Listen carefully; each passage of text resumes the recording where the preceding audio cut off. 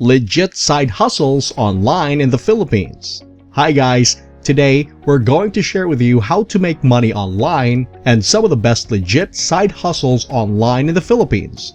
Alam na nating lahat na ang 2020 has caused a massive shift in our daily lives, lalong-lalo na sa ating means of income. Maraming businesses na nagsara, although some have been fortunate enough to continue operations, pero hindi na talaga ganun kadami ang customers dahil na rin sa health and safety protocol na ipinapatupad sa ating bansa. In the midst of the crisis ay naglabasa naman ang napakaraming ways to make money online with easy way, and mostly ang mga trabahong ito ay ginagawa sa bahay lamang. So if you think hindi na sapat ang kinikita mo buwan-buwan sa trabaho mo ngayon dahil sa dami ng gastusin sa bahay, don't miss this video because we're going to teach you kung paano magka-earn ng money online without investment, at kung ikaw naman ay estudyante pa, walang problema dahil aalamin din natin ang ilang best side hustles for college students. Kaya stay tuned and don't forget to turn on the notification bell to keep you updated for new uploaded videos. And make sure to watch until the end of the video because we are going to share with you lahat ng pwede mong gawin sa iyong spare time para kumita at mas maging productive kahit sa panahon ng crisis at kahit nasa bahay ka lamang. Become a virtual assistant. A virtual assistant is a job almost anyone can do, including high school and college students, as long as you have what it takes to become one. Basic lang naman ang kailangan natin matutunan para maging isang virtual assistant, and you will work for a business or an office and perform basic tasks such as scheduling, customer support, and administration. The good news for anyone hoping to work remotely as a virtual assistant, virtual administration is one of the fastest growing remote career fields ngayon sa ating bansa. At ang maganda pa rito, pwede kang magtrabaho full-time o kaya naman ay part-time lang. At dahil ang trabaho ng isang virtual assistant is done through a computer, excellent typing skills and being highly comfortable using different computer programs are a must. You can expect to earn between $19 and $25 an hour. Pero kapag alam mo namang magaling ka talaga pagdating sa trabaho ng isang virtual assistant, then make sure to negotiate well with your client at ipakita mo sa kanilang marunong ka sa lahat ng ipinapagawa nila para mas malaki pa ang offer na ibibigay sa iyo. Makakahanap ka naman ng jobs such as flexjobs.com, indeed.com, and upwork.com. Number 2, be a proofreader.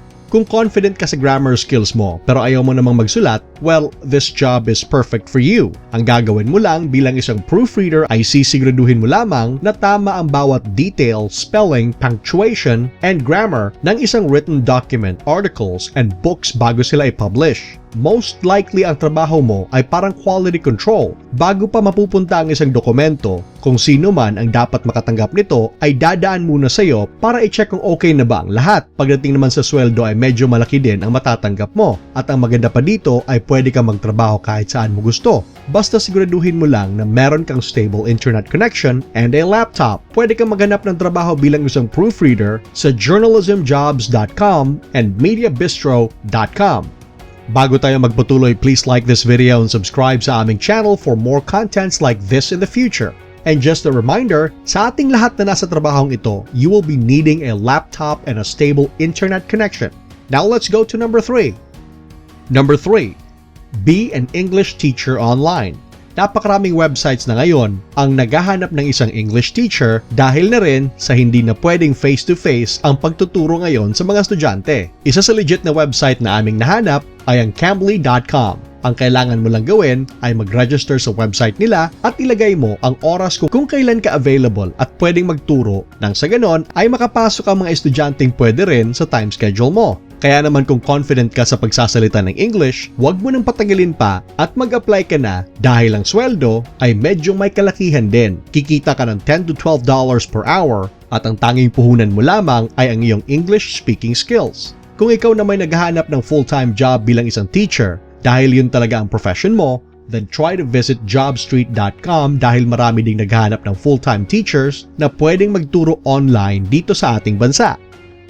Number 4, be a freelance writer. Kagaya rin ng nauna nating side hustles, freelance writers can work from home or anywhere else. Pwede mong i-pursue ang content writing, ghostwriting, copywriting, or technical writing. Isang tip para maging isang magaling na freelance writer ay kailangan mo ng isang niche or topic na kung saan dito ka talaga magaling. There are a few different routes you can take to find freelance writing job at isa dito ay mag-create ka ng profile mo sa isang freelancing website kagaya ng Fiverr, Upwork, Guru, or Freelancer. Ilagay mo rin sa iyong profile ang lahat ng strengths mo sa writing at kung may experience ka rin, ay mas maganda ring ilagay mo ito para mas makakuha ng magandang offer. Pwede ka ding maghanap ng job offer sa flexjobs.com, bloggingpro.com at problogger.com. The average salary for a freelance writer is $22,528 per month in the Philippines. Pero kapag nakahanap ka ng client sa labas ng bansa, ay mas mataas pa ang makukuha mong sweldo kesa dito.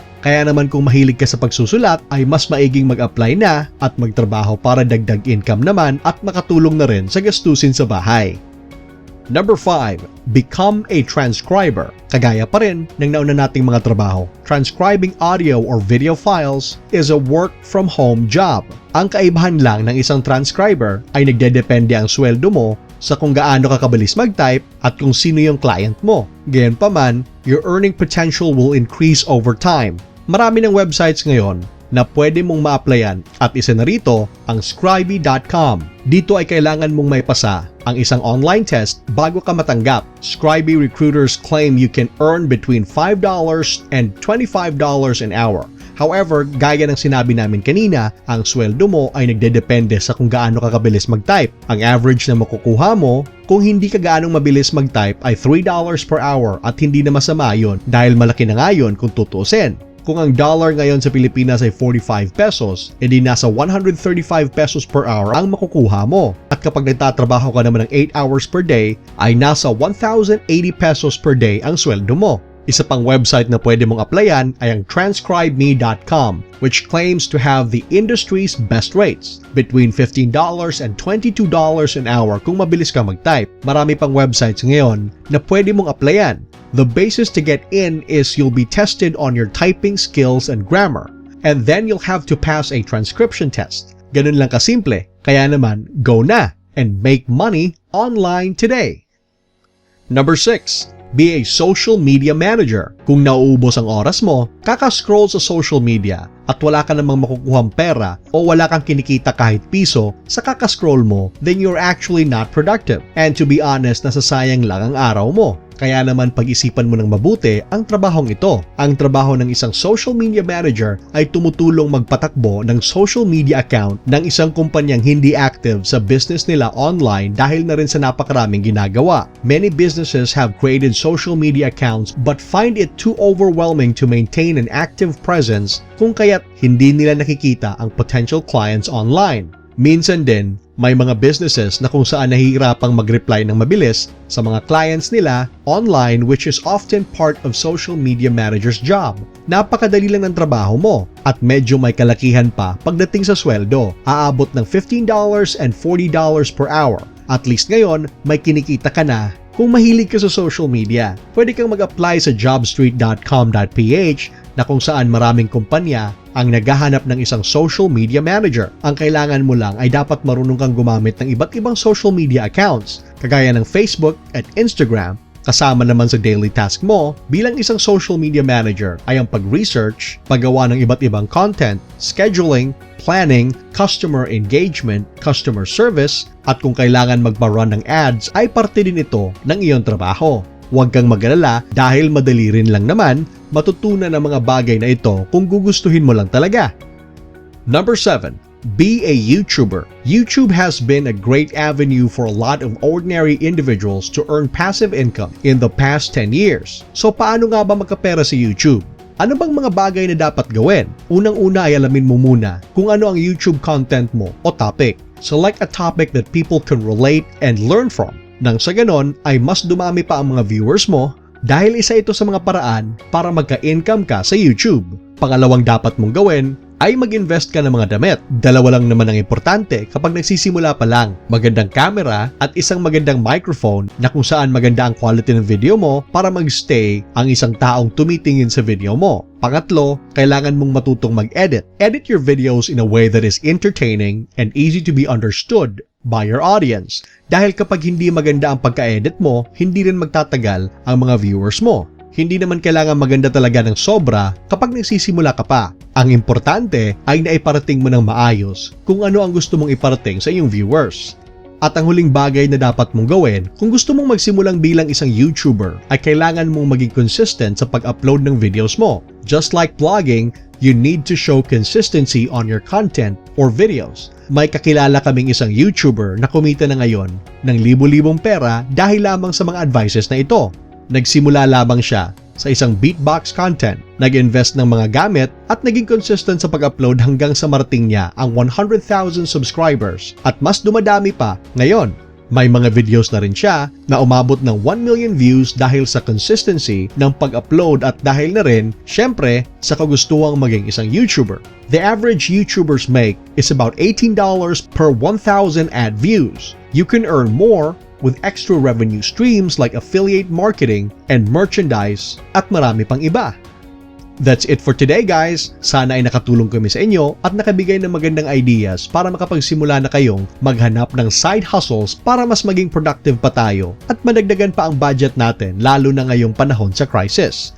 For more related videos, please check out our description and click on the link below. Please don't hesitate to ask kung meron man kayong mga tanong. Just leave it on the comment section at susubukan naming sagutin lahat ng katanungan nyo. Thanks for watching and see you in our next video. God bless!